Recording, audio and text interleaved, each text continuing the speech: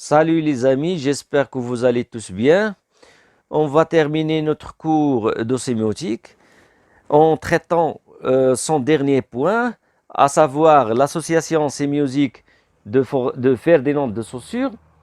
On va dégager les caractéristiques principales de cette réflexion et on va ainsi dégager la différence entre la réflexion de Saussure et celle de Peirce concernant la sémiotique. Contrairement à Peirce, qui est un logicien et un philosophe anglo-saxon, Saussure est un linguiste européen. Il suit une orientation anthropologique. Il s'intéresse au côté ethnographique de la langue.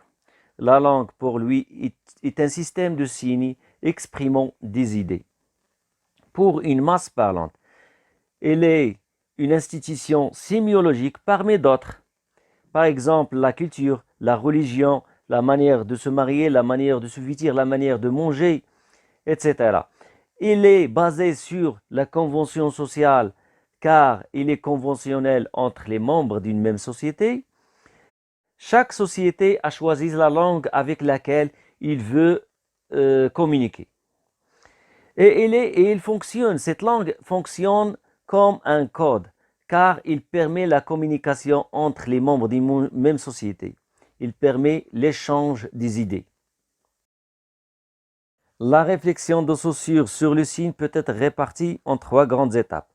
Une première étape où il critique d'abord la tradition philosophique qui dit que n'importe quelle langue est une nomenclature, une liste de mots et de choses, et que par exemple le français, c'est le chinois encodé en français.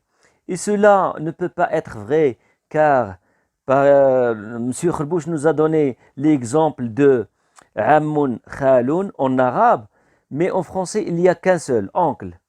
Et le bois pour le français, et alors que pour l'arabe il y a Khashabun Hatabun.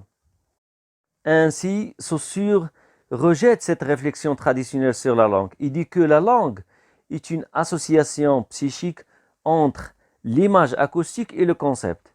C'est une association d'ordre psychique car il relève de la conscience collective pour une société donnée. Cette association est dynamique car il permet une sémiosis, c'est-à-dire une signification. Ainsi, Saussure privilégie la relation de signification. Dans une deuxième étape, Saussure va généraliser son analyse sur la langue au niveau du signe en général. Il va dire que n'importe quel signe est une association sémiosique entre un signifiant et un signifié. C'est une association sémiosique car il permet une signification. Le signe est une association sémiosique entre un élément signifiant qui est perceptible, on le perçoit avec les cinq sens, et un élément intelligible qui est le signifié. L'interprète qui est une conscience collective, c'est-à-dire qui fait partie de la masse parlante, perçoit le signe comme renvoyant à tel objet de signe. Saussure compare cette association sémiosique comme une feuille de papier. On ne peut pas découper le recto sans en découper en même temps le verso. Par exemple, lorsque je vois ou lorsque j'entends le mot arbre, je fais référence directement au concept arbre. L'association sémiotique du signifiant et du signifié est caractérisée par trois principaux traits. C'est que cette relation est symétrique, elle est réciproque, la relation entre le signifiant et le signifié est réciproque. Il y a une certaine solidarité entre le signifiant et le signifié. L'un ne peut pas exister sans l'autre. Il y a une relation de dépendance, l'un dépend de l'autre. Ainsi, il n'y a pas une relation de représentation du signifiant et du signifié, mais plutôt une relation de signification. C'est pour cela que Saussure privilégie la relation de signification. Le deuxième trait de cette association, c'est que cette relation est arbitraire. Elle est immotivée. Elle ne peut pas être justifiée. On ne peut pas justifier pourquoi on a choisi tel signe à tel objet de signe. Ainsi, il est simplement conventionnel entre les membres d'une société.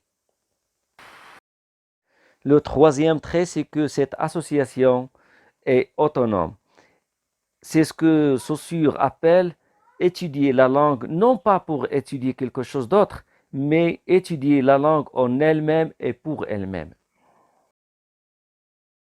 En progressant dans sa réflexion, dans une troisième étape, Saussure conclut qu'il y a, à côté de l'association sémiotique qui est totalement arbitraire, il y a un autre type d'association qu'il appelle une association symbolique.